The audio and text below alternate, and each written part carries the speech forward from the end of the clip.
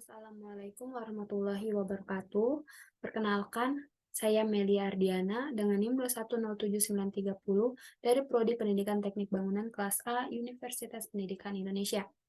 Di sini saya akan menjelaskan mengenai pengelolaan keuangan pendidikan pada mata kuliah pengelolaan pendidikan.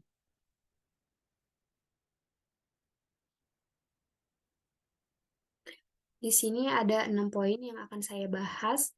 Yang pertama, pengertian, tujuan, sumber-sumber keuangan, prinsip-prinsip, alokasi keuangan, pelaporan, dan pertanggungjawaban.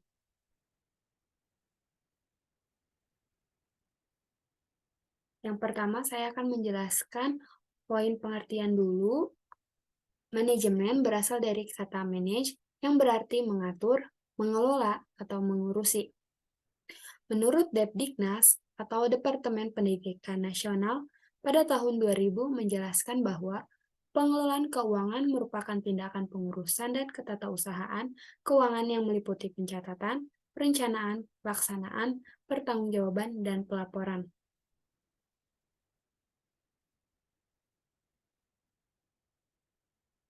Berdasarkan PP nomor 48 tahun 2008 tentang pendanaan pendidikan, ada 3 jenis biaya pendidikan, yaitu biaya satuan pendidikan, biaya penyelenggaraan dan atau pengelolaan pendidikan, serta biaya pribadi peserta didik. Untuk biaya satuan pendidikan, yaitu biaya penyelenggaraan pendidikan pada tingkat satuan pendidikan yang meliputi biaya investasi, biaya operasional, terdiri dari biaya personalia dan non-personalia, bantuan biaya pendidikan, dan beasiswa. Untuk biaya penyelenggaraan dan atau pengelolaan pendidikan adalah biaya penyelenggaraan dan atau pengelolaan pendidikan oleh pemerintah baik pemerintah provinsi, kabupaten atau kota, atau penyelenggaraan atau satuan pendidikan yang didirikan oleh masyarakat. Dan untuk biaya pribadi peserta didik adalah biaya personal yang dikeluarkan oleh keluarga dari peserta didik.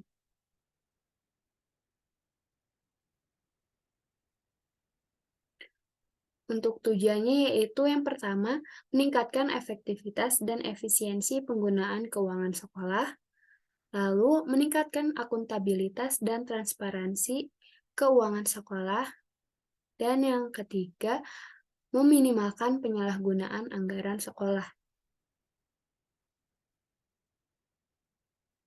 Selanjutnya, sumber-sumber keuangan. Ada 3 sumber, yaitu yang pertama pemerintah, yang kedua masyarakat, yang ketiga swadaya. Untuk sumber keuangan dari pemerintah, yaitu ada dana bantuan operasional sekolah atau biasa disebut dana BOS. Dana BOS ini merupakan dana operasi non-personalia. Dana BOS dialokasikan melalui anggaran pendapatan dan belanja negara atau APBN. Dana khusus melalui pemerintah, daerah, provinsi, dan kabupaten disebut dana khusus dari APBD 1 dan APBD 2. Untuk gaji pendidik dan tenaga kependidikan bersumber dari dana rutin melalui APBN dan APBD.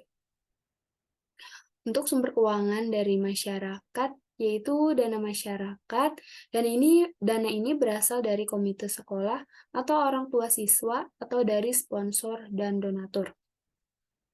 Dan yang ketiga, sumber keuangan swadaya, yaitu beberapa kegiatan yang merupakan usaha mandiri sekolah yang bisa menghasilkan pendapatan sekolah antara lain pengelolaan kantin sekolah, pengelolaan koperasi sekolah, pengelolaan jasa antar jemput siswa, kegiatan yang menarik sehingga ada sponsor yang memberi dana, dan yang terakhir penyelenggaraan lomba kesenian dengan biaya dari peserta atau perusahaan yang sebagian dana bisa disisihkan untuk sekolah.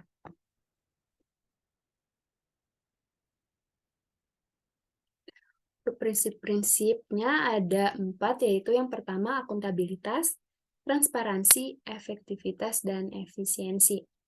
Untuk akuntabilitas yaitu akuntabilitas di dalam manajemen keuangan berarti penggunaan uang sekolah dapat dipertanggungjawabkan sesuai dengan perencanaan yang telah ditetapkan. Ada 3 pilar utama yang menjadi persyarat terbangunnya akuntabilitas, yaitu adanya transparansi para penyelenggara sekolah dengan menerima masukan dan mengikutsertakan berbagai komponen dalam mengelola sekolah. Lalu yang kedua, adanya standar kinerja di setiap institusi yang dapat diukur dalam melaksanakan tugas, fungsi, dan wewenangnya. Dan yang ketiga, adanya partisipasi untuk saling menciptakan suasana kondusif dalam menciptakan pelayanan masyarakat dengan prosedur yang mudah, biaya yang murah, dan pelayanan yang cepat.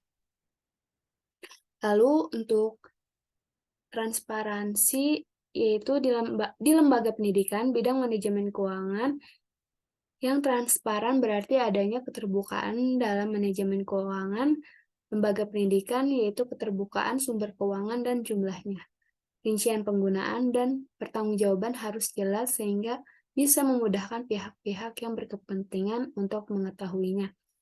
Selanjutnya, efektivitas. Manajemen keuangan dikatakan memenuhi prinsip efektivitas jika kegiatan yang dilakukan dapat mengatur keuangan untuk membiayai aktivitas dalam rangka mencapai tujuan lembaga yang bersangkutan sesuai dengan rencana yang telah ditetapkan.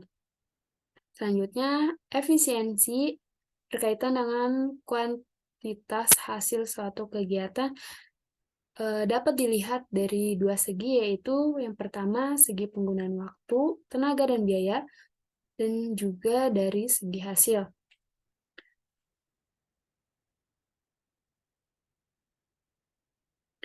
Untuk alokasi keuangan, yaitu yang pertama ada personalia dan yang kedua non-personalia. Biaya personalia terdiri dari gaji pendidik dan tenaga kependidikan serta tunjangan-tunjangan yang melekat pada gaji. Dan untuk non-personalia adalah biaya untuk bahan atau peralatan pendidikan habis pakai. Dan biaya tak langsung berupa daya, air, jasa, telekomunikasi, pemeliharaan sarana dan prasarana, uang lembur, transportasi, konsumsi, pajak, dan asuransi.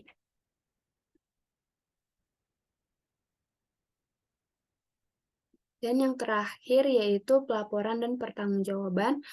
Laporan dan pertanggungjawaban anggaran yang berasal dari orang tua siswa dan masyarakat dilakukan secara rinci dan transparan sesuai dengan sumber dananya. Serta pelaporan dan pertanggungjawaban anggaran yang berasal dari usaha mandiri sekolah dilakukan secara rinci dan transparan kepada Dewan Guru dan staf sekolah.